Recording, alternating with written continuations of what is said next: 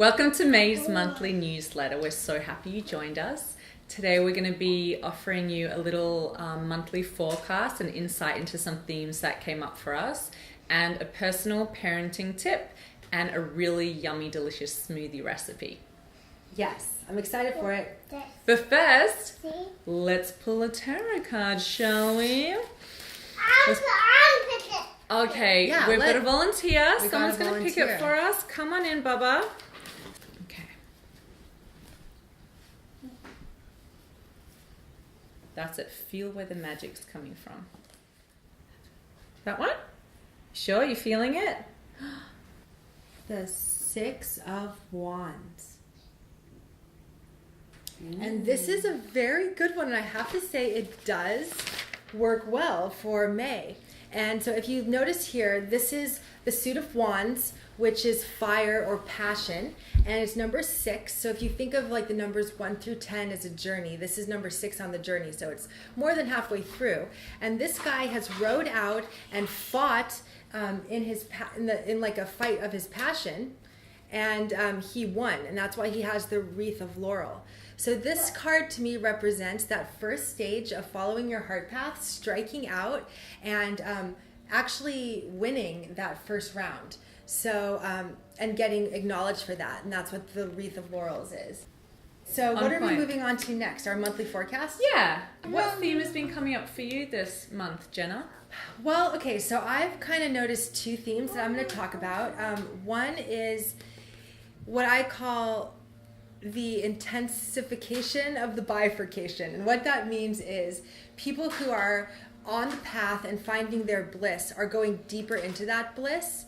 And then those who are not on the path and really engaging in the matrix still are finding their destruction, their complete destruction, and they're going deeper into their destruction. And that is actually for their greater good, because it will allow the false systems to fall down so they can rebuild new systems which work better. But that's why I say the intensification of the bifurcation, because it's like you have people going up and you have people going down, and it's intensely going in 2 opposite directions, which is causing like this rubber band tension between those 2 timelines. And then the other thing that I wanted to mention is just maternal line issues, just healing in the maternal lines. For me, that's come across in lots of ways. One is even just that, like, the day that me and Amber were writing our Mother's Day article, while we were writing it, my mom wrote me an email, and she happened to like send me that like pie chart breakdown of her lineage the same hour that we were really working on that Mother's Day article. But that just goes to show that that's a theme. I've also seen a lot of girl babies, people pregnant with girls, which is another thing that's like the maternal line type of issues. So I've just been seeing that in May as well. For me, what has been coming up is just really trusting in timing, trusting in the divine timing, trusting in the flow of life, and knowing that I'm exactly where I need to be. Everything in my sphere and my universe is where it's meant to be. And as soon as I really understand that there's a bigger force that's kind of guiding me and has a master plan, I'm able to really just surrender to it and trust in it and enjoy it more, and really understand that I'm exactly where I'm meant to be. And basically I've had about 5 conversations this month, and everyone's been stressing out that they're not where they're meant to be. I haven't met the guy at the right time, the time's ticking, I haven't found my career yet, I haven't nailed this job, or my health issue is still lingering. Like everyone's pushing up against time, against divine timing. And there's so much agony that gets caused for them and inflicted on themselves when they're pushing up against something that just is in the moment. And so, I really got through all those conversations I had, and through my own personal push against time, is that everything's exactly as it should be, and we're exactly... Okay, I'm going to come help you. Okay, got it. I'm going to come sort that poo-poo pee-pee situation out, okay? 1 seckie. We're all where we're meant to be. Even that's divine timing. I don't know how that's divine timing, but I guess that's divine timing too. It is divine timing, because we're doing we're at the parenting tip next. Is about potty pooping training. and peeing. our initial approach was to have a pants off rule. I know we all love a good pants off rule, but for a toddler, this was specifically important because when he had no diaper on and no pants, he psychologically, I think he separated from doing his business somewhere else that needed to be kind of intentional, I guess. It just kind of clicked for him. So we probably spent about a week or two having the no pants on. I had a few accidents here and there, but he started getting it. And I just kept talking. I just continually said, if you need to do a wee-wee, let's go use the potty. And he'd be, oh yeah, okay. And then eventually he was just in there by himself doing his thing. I want to interject here because I will just say that Milo is older than Valentine and is still not potty trained, and he is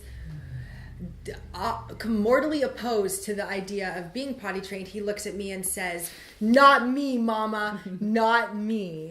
And he is so serious about it. He doesn't want to. Ties into my theme of the month, which is all about timing. And so I don't push him. I like just wait for him to be ready, and when he is, he'll probably get it in one day. You know, so everyone does it in their own divine timing, and no rush.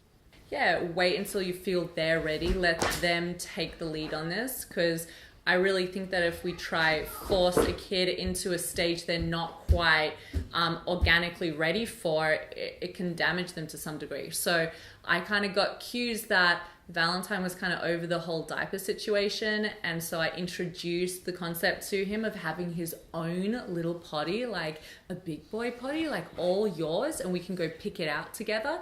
So for us, we've got a little crown on our potty, and it's blue, and you lift it up, and whenever someone does their business in it, it like applauds them. It goes, yeah, whoosh, and he just thinks it's hilarious. So it's a real incentive for him to use it.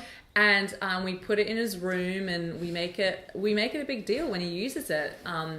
Whenever he would use it, we'd be like, yeah, have a little dance party. We're so proud of you. And then the last tip I have was that we have a bit of a reward system. I prefer to call it reward than bribery, but you know, it can go either way. Got to do what you got to do. And for me, we use vitamin gummies. So I would suggest a healthy treat is something they see as a special treat that they only get on special occasions. So every time he did a pee or poo-poo in the potty, we would give him a vitamin gummy. And then once he got the hang of that, I moved it to just when he did a number 2, he would get a vitamin gummy. And then it was like he cottoned onto it, and he was doing like 15 poops a day. And I'm like, how can you even do this? He's like, gummy. And I'm like, okay, I need to now move the rules to 1 gummy a day. I'm gummy. You want a gummy? Yeah, yes, I'm very gummy. Yellow. Yellow? Yeah. So today's secret smoothie recipe is a matcha banana smoothie. I personally call it the punch because it just gives you that punch that you may want in the morning to start your day. 1 banana. 1 cup of milk. 1 teaspoon of matcha.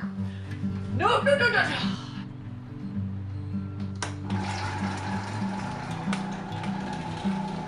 Matcha green tea is packed full of antioxidants and natural caffeine, so it's a really good coffee replacement. It gives you that buzz, but it's also really good for your entire system. I'm going to really be paying for this later. Give me my smoothie.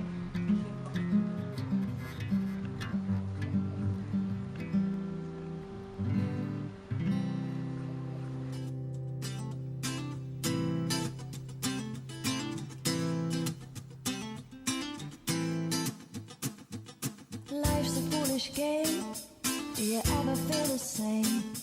Well, maybe we could change. Turn the ship another way. Feel it in the darkness. Sailing right into those jagged cliffs. Yeah. Some say we've always been insane. Hey, life's a foolish game.